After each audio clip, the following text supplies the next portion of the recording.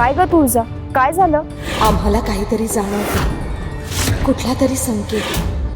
नक्की काय आहे हे?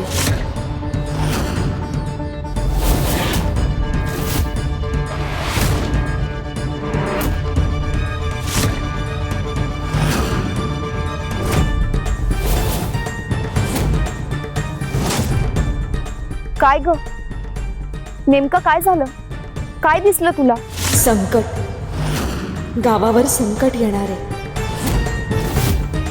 दुसऱ्या गावातून असुर चाल करून येत आहेत? नाही, त्यापेक्षा मोठं संकट येणार आहे. आणि एका बाजूने नाही तर चारही दिशांनी ते येणार आहे. आम्हाला काहीतरी मोठी घडामोड घडत असल्याचे संकेत मिळत आहे. आपल्याला लवकरात लवकर इथलं कार्य आटपायला हवं. म्हणजे नक्की आता काय करायचंय? आपण कामराणीला आपलं सत्य सांगून टाकूयात, मग पुढचा निर्णय घेण्याचा मार्ग मोकळा असेल. ठीक आहे, चल.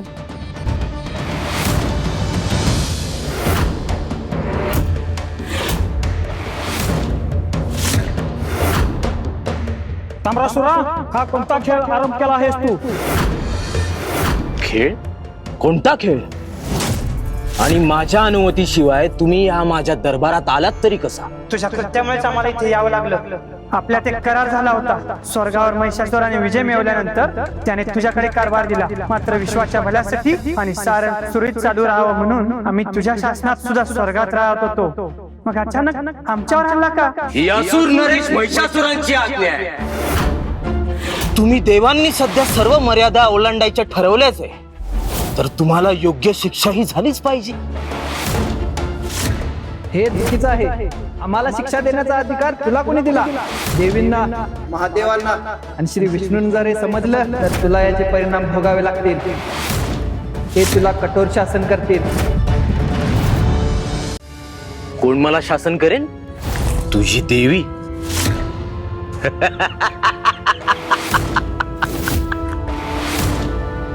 तुझी देवी तर महिषासुराला घाबरून भूतलावर कुठेतरी लपून बसली.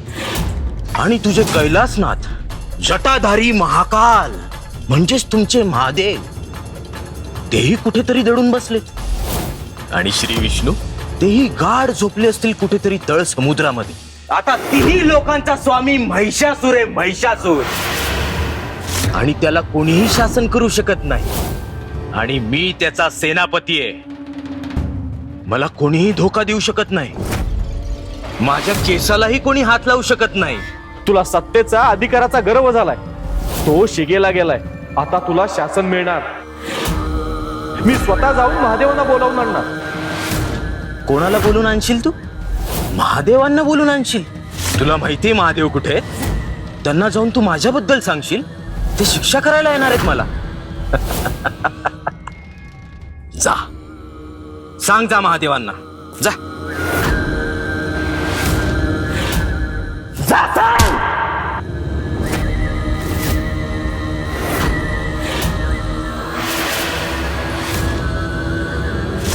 आणि मग मी इथे येऊन पडलो. पहिली भेट तुमच्याशीच झाली आणि तुम्हाला हे सारं सांगता आलं. साक्षात आमची आणि इतर देवांची अवहेलना करणाऱ्या त्या ताम्रासुराला आणि त्याच्या असुरांना शासन झालंच पाहिजे. ताम्रासुराला स्वतःच्या शक्तीचा गर्व झाला आहे. आता आम्ही त्याचे गर्वहरण करू.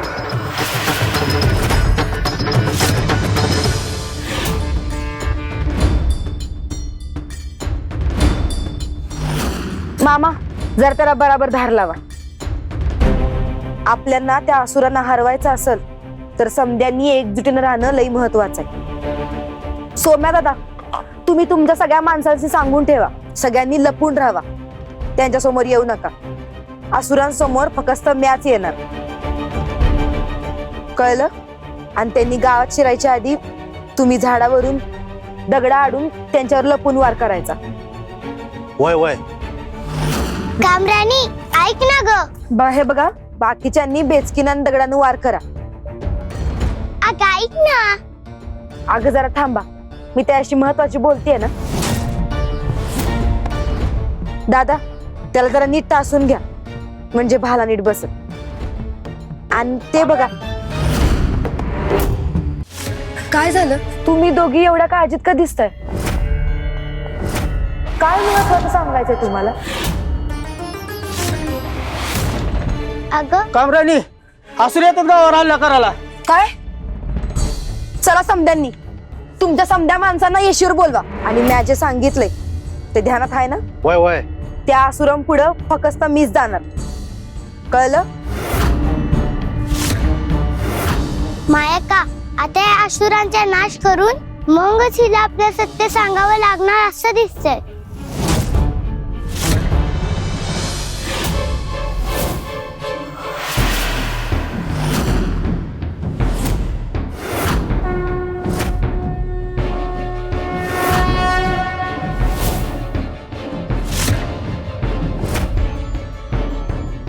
रुद्राक्ष, याचा अर्थ माझा पराक्रम योग्य ठिकाणी पोहोचलाच तर साक्षात महादेव इथेच.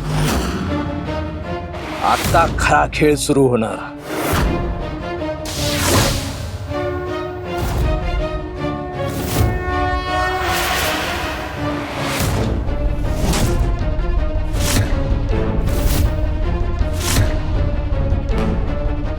ताम्रासूर, आम्हाला इथे याची वेळ येईल असा आम्ही विचारही केला नव्हता.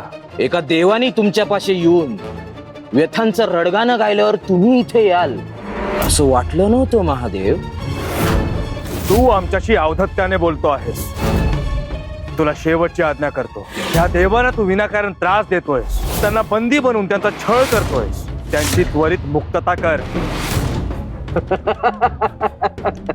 आम्ही काय सांगितलं तू ऐकलं नाहीस? त्वरेने त्यांची मुक्तता कर.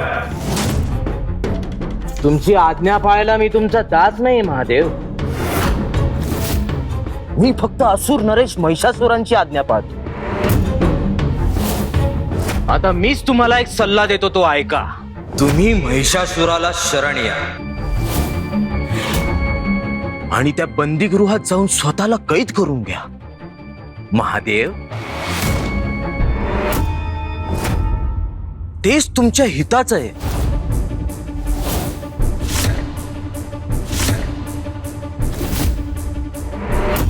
कोणत्या बंदीगृहाचा उल्लेख करतोयस तू?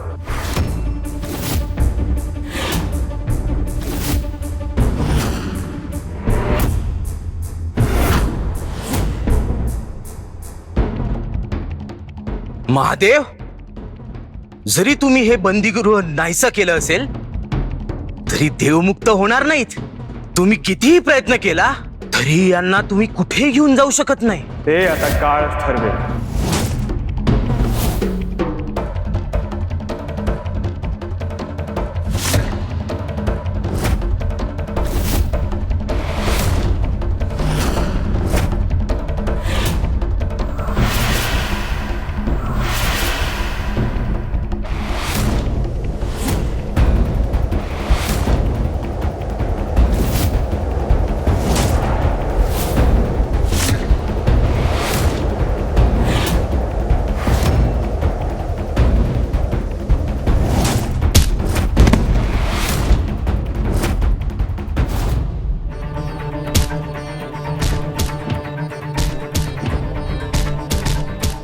हे काय चाललंय? दगड कुठून येतात? गावातली माणसंच लपून हल्ला करतायत. गावातल्या माणसांच्याकडे एवढं धाडस आलं कुठून?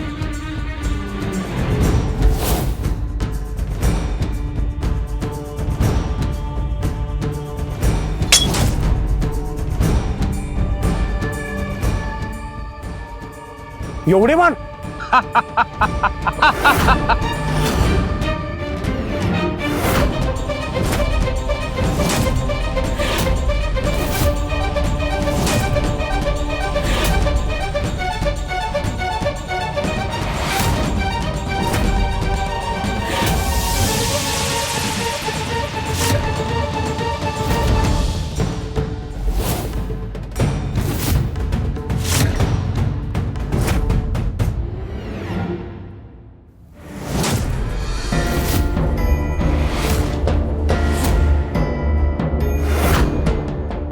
अरे लपून वार कशाला करताय? त्याचा आता काही उपयोग होणार नाही. समोर येऊन लढा, नाहीतर मरणाला तयार व्हा. कोण कुणाला मारणार हे कळलंच तुम्हाला.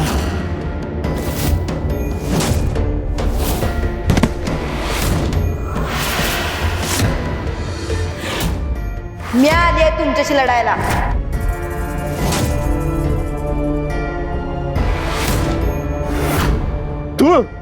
तू लढणार आमच्याशी? तू तर लहान मुलगी आहेस, तुला आम्ही मारून टाकू. तू एक सामान्य स्त्री आणि आम्ही असुर, तुला कधीच नष्ट करून टाकू.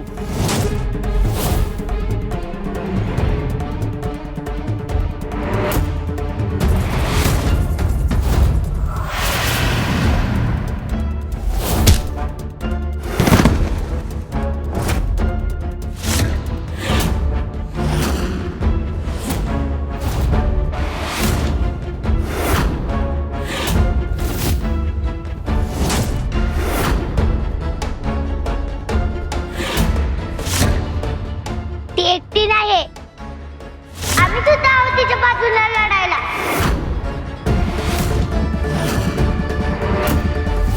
काय ग पोरींनो, तुम्ही इथं काय करताय?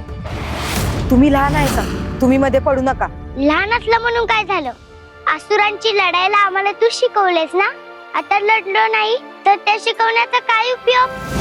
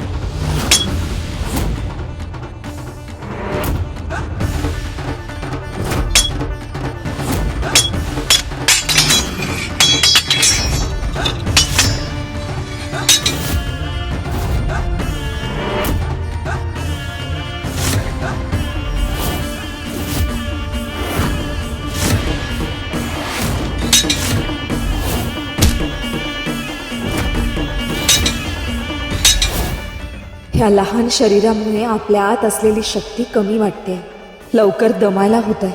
त्यामुळे ह्या असुरांचा लवकर नायनाट करायला हवा.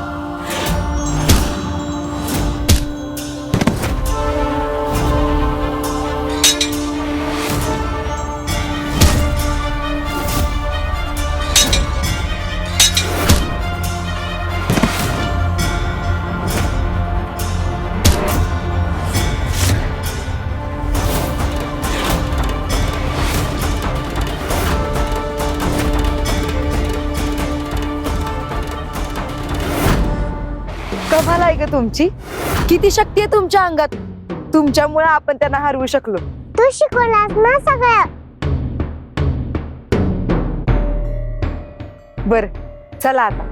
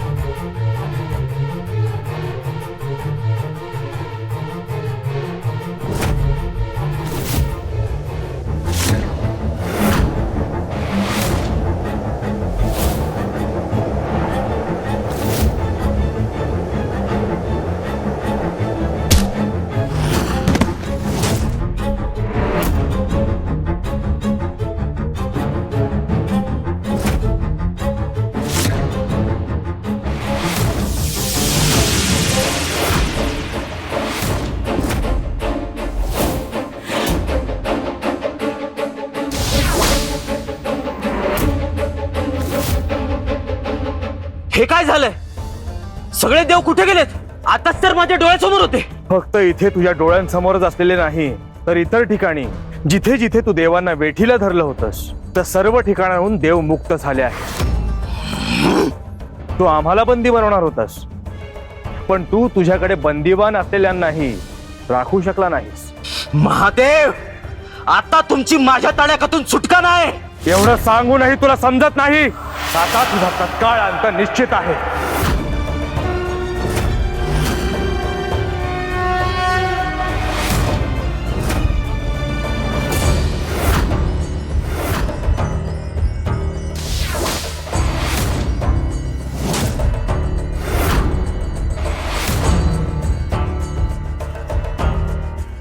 हे काय होतं?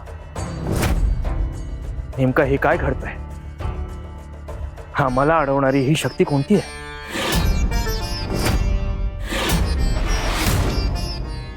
यो कसला आवाज येतोय?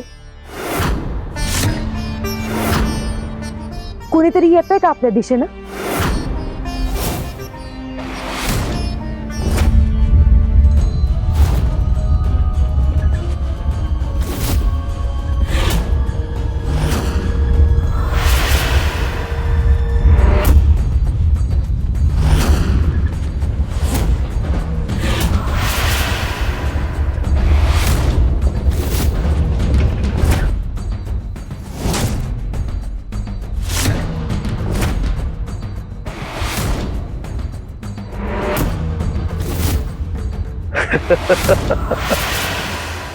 यो कोण आहे?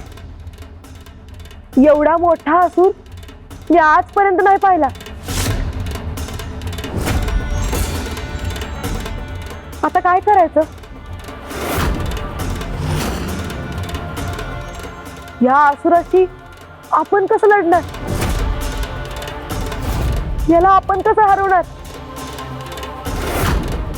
काळजी करू नको कामराणी, आपण तिघी जण एकत्र असू तर कुणीही आपलं काही बिघडू शकणार नाही.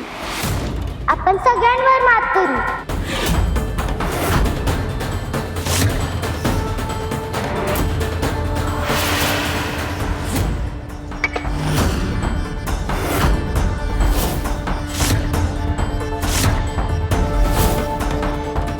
कोण आहेस तू? तुला काय वाटलं? तुझ्या बलाढ्य रूपानं आम्हाला घाबरवशील? आम्ही लहान दिसतो म्हणून आम्हाला तू हरवशील असं वाटलं का तुला? तुझ्याशी आम्ही लढू शकतो, तुला हरवू शकतो. तुरिता, मायवा, अगं थांबा. उगाच नको ते धाडस करायला जाऊ नका. तुम्ही याच्याशी नाही लढू शकणार. तो केवढा आहे ते तर बघा.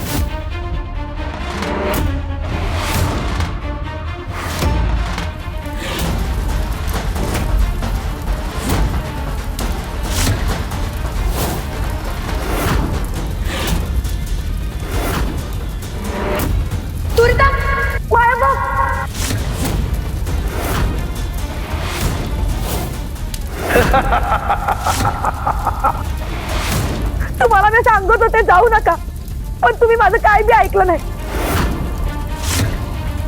आता काय करू मी?